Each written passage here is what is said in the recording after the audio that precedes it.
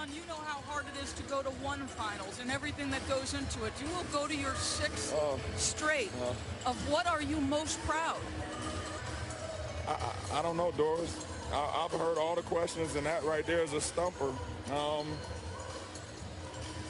I'm just very humbled and gracious that the man above has given me an opportunity to play the game that I love. And I get to go out here and do it every single night in front of my fans. It is very emotional, you know, just to be a part of something like this. This is my sixth straight, and it means everything. That was an emotional LeBron James after winning Game 6 over the Raptors and heading back to the finals. He'll be just the 8th player to appear in 8 straight in NBA history. Very impressive. Skip, how do you feel about the way LeBron handled the win in Game 6? Stephen A. Smith, LeBron James has often surprised me great in bad ways. I got to tell you, I was stunned by his reaction because I fully expected LeBron James to keep his game face on, and no matter what Doris Burke asked him right after the game, he would say that nothing else matters except the next step, that this was nice, but we have to remain focused on the next series because just winning the East, Doris, will be meaningless unless we win the NBA Finals. That's what I thought I would hear from LeBron because that's what you would usually hear from the superstar leader of a team that had just won either conference finals.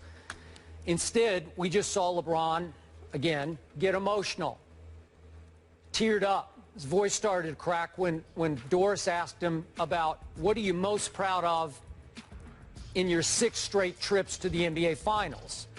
And look, I want to be very clear about this, Stephen A. Leading 6 straight teams to NBA Finals is an amazing achievement. I take 0 away from that. But LeBron shocked me by embracing this moment and this individual achievement right now. Because to me, he came out of that, then he snapped completely out of it, and he led his team in a celebration that felt like they had just won the NBA Finals instead of just beating Detroit and Atlanta and Toronto in the East. I'll say it again. I believe that LeBron James has had the easiest superstar path to an NBA Finals I can ever remember. It was shameful to me that they lost those 2 games at Toronto because Toronto has no business even being on the same floor with Cleveland in a playoff series. Neither did Detroit, neither did Atlanta. So now, why was this reaction? I have 2 theories. It's possible that on Friday night, LeBron James thought they were going to play Oklahoma City. I sure did. You did. And it's possible that LeBron was just supremely confident because he thinks he can beat Kevin Durant and company because he did it once before. It's also possible that because his 2 co-stars are supremely healthy right now and because he has a coach that he loves and trusts as opposed to David Blatt, that he's supremely confident against either of the Western teams at this point. But it's also, and I have to throw this out, this is my 2 cents, it's also possible that LeBron just fears he'll fall, and this is something you've expressed on the show, that he'll fall to 2-5 in NBA Finals, and that he wanted to just stop and smell the roses before people potentially start to fixate on the fact that he's lost 5 of the 7 finals he's played in. It's just possible that he sat back and said, you know what? I'm going to enjoy the ride right now. I'm going to embrace this, and I don't really care about the next round because it's a beautiful thing that God has blessed me to get this far 6 straight times, so I'll embrace it. And I don't have a huge problem with it, but Stephen A., I was shocked by it because I didn't see that coming from LeBron James. Well, I think it's a couple of things that you have to pay attention to here, Skip. Number one, people think the road is when you're LeBron James and you don't have the relationships with teammates similar to what you have with your brother, Dwayne Wade, for example. It's a lot of work that goes into that to build a level of trust, chemistry, camaraderie work through some of the things that could inhibit your road to success, etc. And when you finally feel like you've closed in on that journey by capturing a sixth consecutive Eastern Conference crown, it means a great deal. And me personally, a lot of people, you know, Twitter and beyond have gotten on me, you know, I love LeBron James and, you know, I give him too much of a pass, whatever. They can kick rocks, you know, and I'm only saying it that way because we're on national television. That'd be a lot worse if we were in person, because I think that people like that don't appreciate what this man is, what he means to the game of basketball. I don't know LeBron that well personally. I certainly don't hang out with him or anything like that. But I appreciate more so than greatness, great people, meaning great players who don't cheat the game. I look at a LeBron James, and yeah, he's in the Eastern Conference, so the road to the finals is easier than it would be in the West. And chances are, if he was in the Western Conference, there's no way in hell he'd go to 6 consecutive NBA finals.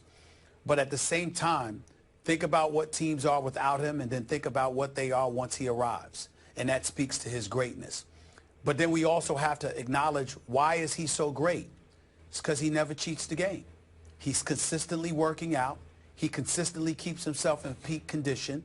He consistently goes about the business of preparing himself for whatever challenges may come.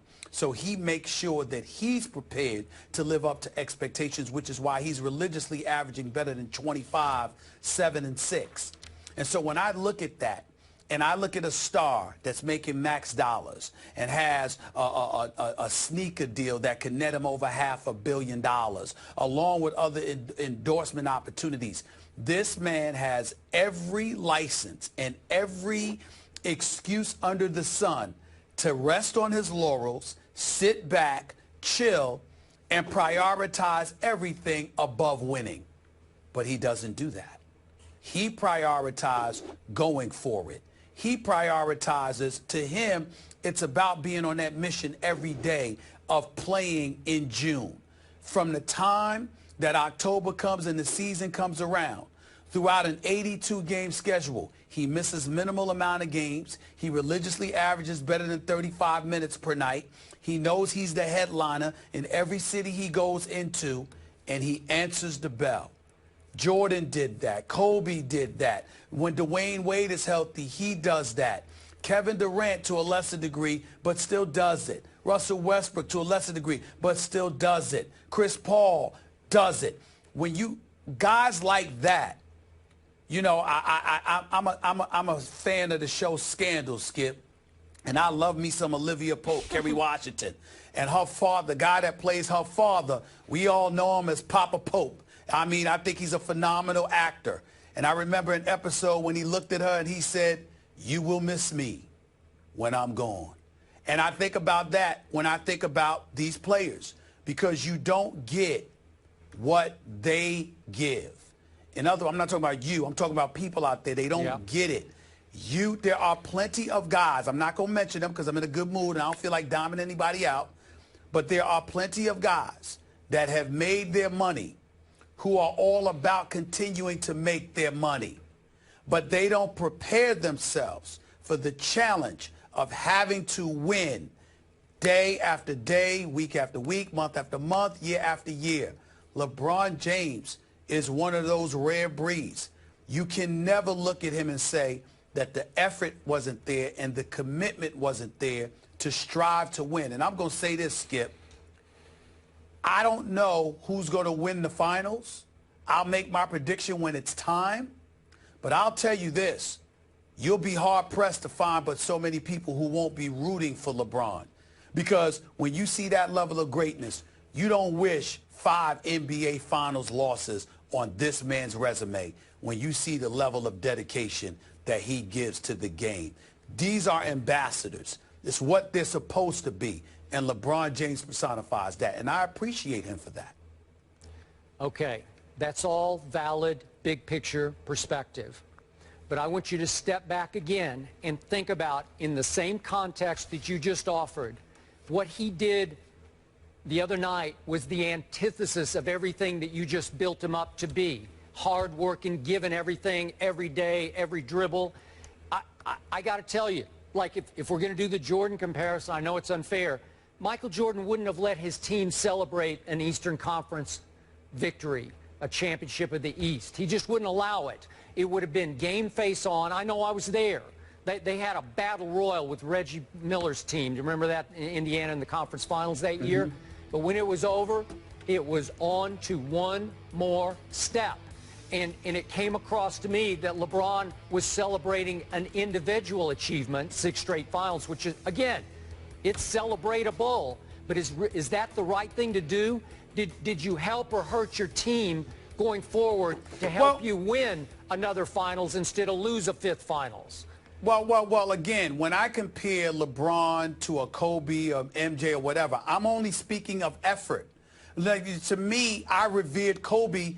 It wasn't because of his greatness. It was because I personally knew that Kobe would get up at 5 in the morning, 2 weeks after winning a championship, and be back at it working. Okay. And so I appreciate the work. The same thing, you know this about Jordan. But obviously, LeBron doesn't compare to them in terms of their championships and their winning record in championships. And in the case of Jordan, I would ask you to stop in any way comparing LeBron or decrying comparisons to Jordan, because you have to remember, Jordan could afford to be that way because he never lost.